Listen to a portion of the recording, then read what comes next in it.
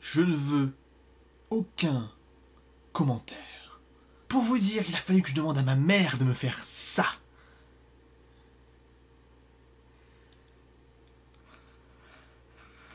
Juste pour ce film. Heureusement, il en vaut la peine.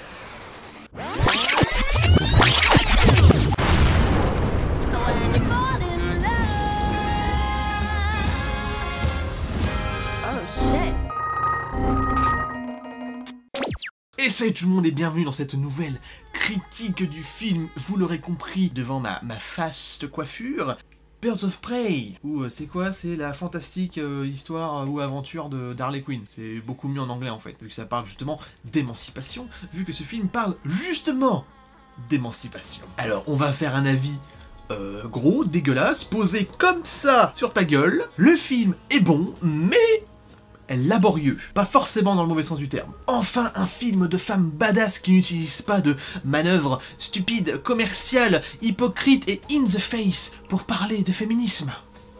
D'ailleurs, en fait, le film ne parle pas de féminisme. Il est féministe par son essence, et non pas parce qu'on a essayé d'y forcer le féminisme comme ça, de force, dedans. Le rythme est globalement soutenu, mais quelques défauts d'écriture font tâche.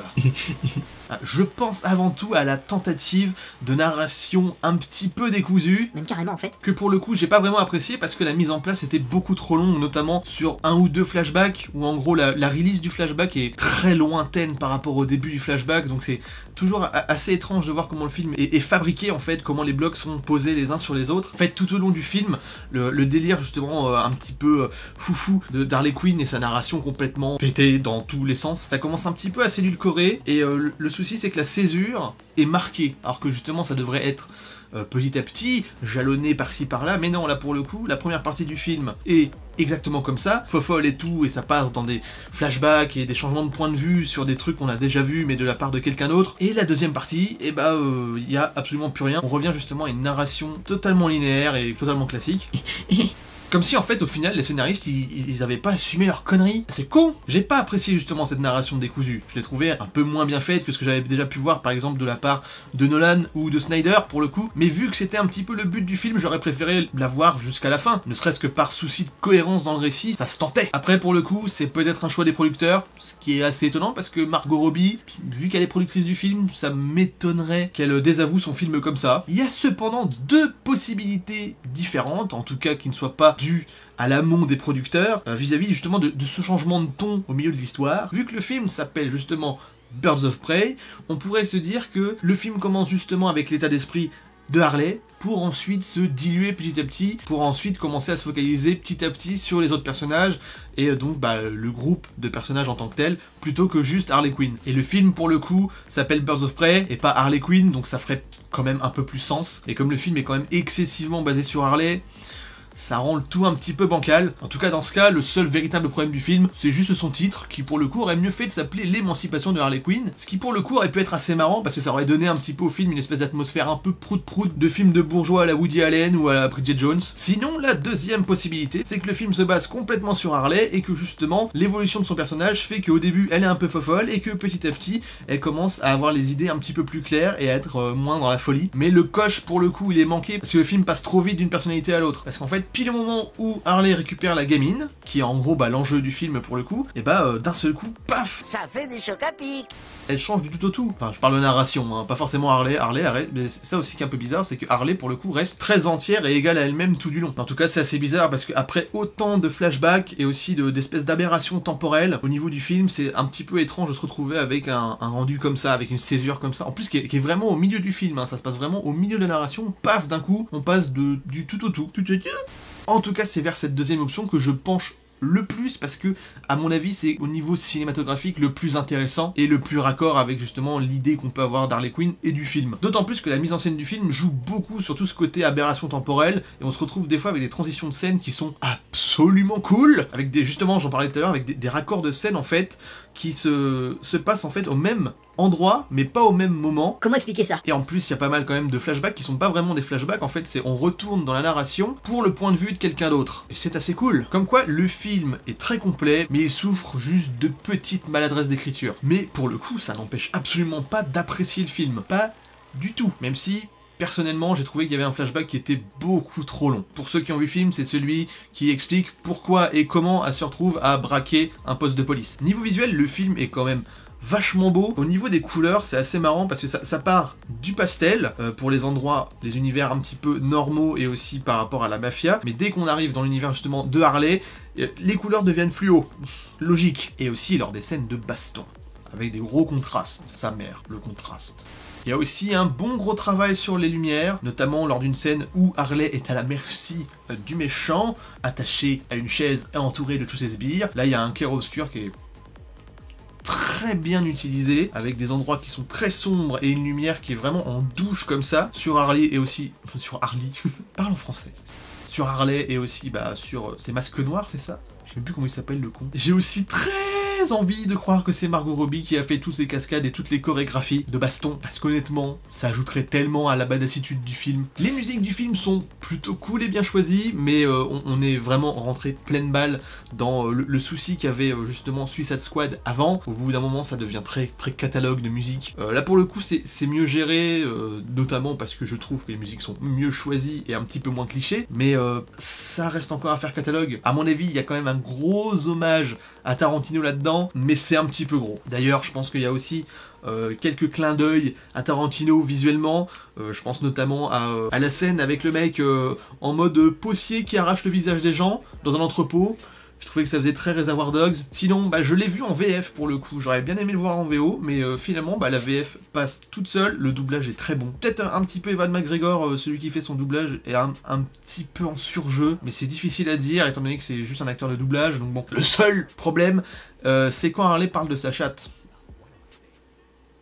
De toute façon, dès qu'il commence à rentrer dans le graveleux, dès que c'est en français, c'est tout de suite kitsch et dégueulasse. Et relativement beauf. Bon, sinon, un petit truc négatif, c'est un des deux seuls effets visuels flagrants du film. Il est juste dégueulasse. C'est quand il y a une des meufs qui utilise son pouvoir, en fait, à crier des ondes sonores. Non, c'était mal fait. C'est pas grave. Franchement, c'est pas grave. C'est un petit truc au milieu du film, mais c'était très mal fait. Enfin, très mal fait, c'était moche. Alors, j'ai beaucoup apprécié justement le thème basé sur l'émancipation, parce que pour le coup, c'est pas nécessairement l'émancipation d'une femme vis-à-vis des hommes, c'est vraiment plus l'émancipation d'un être vivant, d'un être humain, quoi, pour le coup, qui s'émancipe justement de toutes ses attaches, toutes les choses qui l'enferment et qui étriquent son esprit. Ce qui est bien, c'est que le film, il vise pas unilatéralement les femmes, il vise tout le monde. Ce qui en fait un film féministe bien plus probant et sage que la plupart des films estampillés féministes, ou auxquels justement on accole l'adjectif féministe. Oui, c'est bien à toi que je m'adresse, Brie Larson. Donc voilà, les chiennes de garde qui pensent que pour faire un film féministe, faut juste dire que tous les mecs doivent crever. Voilà comment on fait un vrai film qui parle de libération de la femme. Pour qu'un film me fasse oublier toutes mes suspicions habituelles sur le discours féministe et sur l'ajout intempestif de minorités au casting,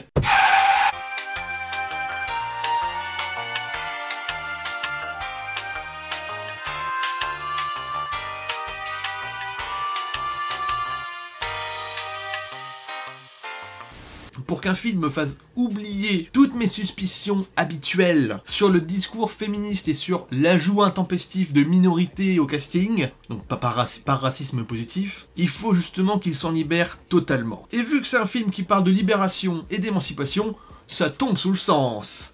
Ah, big up pour la hyène en image de synthèse. Et le premier crétin que je vois s'en plaindre, je le donne à bouffer à une meute de ces saloperies pour qu'ils comprennent que justement tu peux pas faire venir une hyène sur un plateau de cinéma, c'est pas possible. Et encore moins pour lui faire des papouilles. La hyène reste l'un des prédateurs les plus dangereux d'Afrique. Leurs armes de taille, leur mâchoire. Alors, bizarrement ou non, le film m'évoque beaucoup Sucker Punch. Je trouve qu'il a la même fibre, en fait. Il y a ce côté féminisme latent, mais pas in the face. C'est quelque chose de très subtil et d'assez bizarre, en fait, à expliquer. Parce que c'est là, on le sait que c'est un film sur les femmes, l'empowerment et tout ça, mais il n'y a pas cette fibre qu'on a actuellement, où en gros c'est... Eh, t'as vu comment mon film, t'as vu comment qu'il est féministe, putain, ouais, les femmes dedans, elles sont trop fortes et c'est trop les meilleures. Là non, t'as vraiment l'impression dans ces deux films, dans Sucker Punch et Birds of Prey, que les femmes sont badass, point. Elles sont pas badass parce que ce sont des femmes, ce sont juste des femmes badass, qui kiffent des culs, voilà. Et qui s'en prennent pas qu'à des mecs, hein, pour le coup. Elles tapent sur tout le monde, indifféremment, que ce soit mec ou fille. Même si maintenant que j'y pense, je suis pas sûr que dans les méchants il y avait beaucoup de meufs, mais le film a réussi à me faire oublier ça. C'est pas rien. Enfin voilà, aussi Sucker Punch avait la même humilité en fait de ce film pour le coup, et ça décuple totalement tout le côté divertissement, parce que le film est pas là à dire ouais non mais attends, avec tous les moyens qu'on a mis, on a tout déchiré parce qu'on est trop les meilleurs. Non, le film il sait qu'il est pas parfait. Et il le sait tellement bien que l'humilité qu'il prend par rapport à ça lui permet d'être encore meilleur. Imparfait ne veut pas dire mauvais. Et oui, nique ta mère. Par contre, il y a un truc que j'ai pas trop compris, qui faisait pas nécessairement tâche au milieu du métrage, mais le moment où elle se fait torturer, Harley Quinn, elle a un espèce de rêve dans sa tête, elle imagine un truc où en gros elle chante, comment ça s'appelle, c'est Diamonds are a girl's best friend. Permuter l'accent français-anglais, on va le faire avec l'accent anglais. Diamonds are a girl's best friend. Quand elle se met à chanter ça avec le côté un petit peu comédie musicale, c'était bizarre. C'est aussi ce qui m'a mis la puce à l'oreille concernant le fait avec les producteurs, comme quoi ils ont peut-être tourné plus de choses qui allaient dans le sens de la folie d'Harley Quinn. D'ailleurs ça va peut-être faire chier pas mal de puristes qui vont la trouver complètement exsangue de toute folie, mais je me dis que ouais, peut-être qu'ils ont un petit peu arrondi les angles par rapport à sa folie pour la rendre peut-être un petit peu plus normale, pour que les gens s'attachent plus facilement à elle, peut-être, je sais pas, mais ça me paraît étrange qu'il y ait cette petite séquence-là qui soit comme ça, et qu'il n'y ait pas de choses qui aillent jusqu'à ce degré de bizarrerie-là, en plus dans le film. Il n'y a pas d'autres moments où on trouve quelque chose comme ça, donc ça m'a paru un peu bizarre, mais c'était pas assez bizarre pour faire que ça devienne un mauvais moment. Pour finir, c'est un bon film, un très bon successeur à Suicide Squad, qui était lui pour le coup vraiment mauvais, sauf quand tu lui racoles la version longue, qui pour le coup le sauve du naufrage total, hein. Le sauve. Et surtout, c'est un film digne de l'univers cinématographique DC. Et moi, personnellement, parce que je me suis renseigné un petit peu quand même sur la chronologie un petit peu des décisions qui ont été prises vis-à-vis de l'univers cinématographique DC, c'est qu'en fait, ils ont dit quand même qu'ils allaient faire beaucoup plus d'humour et que les super-héros allaient être beaucoup plus positifs, ils sont censés amener du positivisme et tout ça. Moi, ça me fait chier, un héros positif. Pas dans le sens où il peut pas avoir de la positivité et où il sauve, c'est pas le sauveteur et gna gna, mais j'aimais beaucoup dans les premiers films justement du DCIU, je crois que c'était comme ça qu'on disait à l'époque. Ce que j'aimais beaucoup, notamment dans Man of Steel, c'est l'indécision du personnage. Il y a ce côté où il balance en fait, on sait qu'il est gentil, il y a pas, tout le monde sait que Superman il est mignon, il est gentil, il est patriote, gna gna, mais il y avait quand même ce côté, en fait, ce qui était intéressant je trouvais avec Zack Snyder, c'est que les super-héros n'étaient pas des super-héros, c'était des dieux. C'était vraiment tout ce côté mythologie. Il y avait vraiment, pas forcément Dieu dans le sens divin du terme, mais il y avait cette espèce de mythologie qui était vraiment très intéressante, et moi c'est ça qui m'emmerde le plus dans la direction qu'ils ont pris. J'avais en tout cas très peur que ça devienne du Marvel bas de gamme. Puis ensuite j'ai vu Wonder Woman et je me suis dit, ah, peut-être, pourquoi pas, même si c'était pas non plus exceptionnel hein, Wonder Woman. Et puis ensuite, je me suis mangé Aquaman en travers de la gueule. Et là pour le coup je me suis dit, oui messieurs, c'est pas mal, oui. On restait quand même dans une veine assez particulière, même si le film a des défauts, hein, Aquaman. On en reparlera je pense, pas très longtemps, vous inquiétez pas. En dehors de ça, moi ce que j'appréciais véritablement c'était vraiment le côté... On a souvent dit que c'était sombre, mais c'est pas forcément une question de sombre ou de pas sombre, mais il y avait une ampleur qui est vraiment pas la même chez Marvel, quoi. Chez Marvel t'as l'impression que rien n'a d'importance. Ils ont beau sauver le monde et affronter des bonhommes... assez badass et destructeur et compagnie. Chez DC, il y avait vraiment cette atmosphère lourde et pesante de l'être humain confronté à un truc tellement plus grand et puissant que lui, et il n'y avait pas besoin de désamorcer toute la gravité des sujets avec une blague de merde. Hein? Voilà. En tout cas, ça augure du meilleur. Surtout que la suite de Suicide Squad va être faite par James Gunn. Comme quoi, Disney, vous êtes très cons. Vous faites partir vos mecs vers l'écurie adversaires, plus ou moins, parce qu'il n'y a pas de question d'adversaire, je trouve, entre les deux. Surtout s'ils essayent vraiment de pas trop s'aligner les uns par rapport aux autres. Le DCU et le MCU, ils auront beau essayer de s'édulcorer le plus possible le DCIU, c'est pas du tout le même délire. En tout cas, pour finir, Birds of Prey est un bon film. Il souffre de quelques petits soucis, mais honnêtement, on lui pardonne tellement le reste est cool. J'aurais pu parler de beaucoup d'autres choses, y compris de la qualité quand même des chorégraphies de combat qui... Merci John Wick. Merci d'avoir décomplexé des films d'action pour en faire des trucs... Merci d'avoir ramené, entre guillemets, vraiment entre gros guillemets, à la mode, les gros films d'action bien burnés, mais complètement cinglés, chinois, hongkongais et compagnie des années 70-80, même 90, bravo. Juste, maintenant Hollywood ne fait que ça. Enfin, pas que, mais voilà. Et surtout, ils le font bien. Voilà, j'aurais pu parler aussi de pas mal d'autres choses, y compris du fait qu'on voit absolument pas le Joker, ce qui est un peu bizarre pour le coup. À un moment donné, je crois qu'on voit une espèce de silhouette, mais c'est la silhouette d'un mec vachement trapu, vachement musclore par rapport à ce qui est normalement Jared Leto, surtout dans Suicide Squad. Mais bon, j'aurais pu parler de quoi d'autre. Mais je vais m'arrêter là parce que ça commence déjà à être long. Et vous n'avez pas besoin d'un truc énorme. Là, je vais vous dire, je reviendrai peut-être dessus. Maintenant, c'est un truc que je me suis dit, c'est les critiques, c'est sympathique, mais c'est pas symptomatique, ta gueule. J'aime bien me dire que, avec le recul, et une fois que je peux revoir le film en DVD,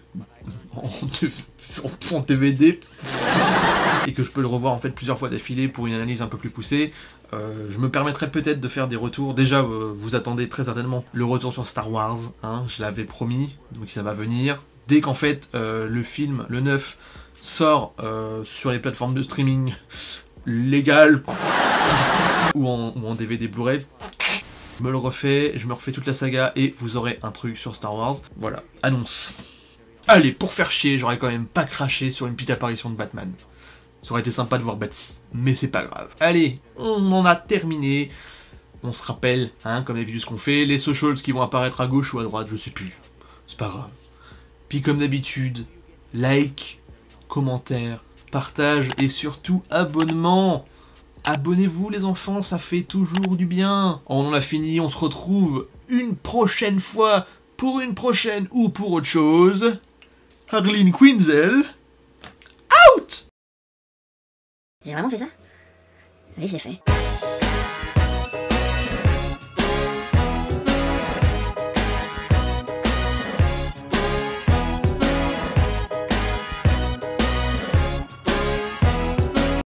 En vrai, il y a quelque chose. En vrai, il y a un style. Je suis bonne.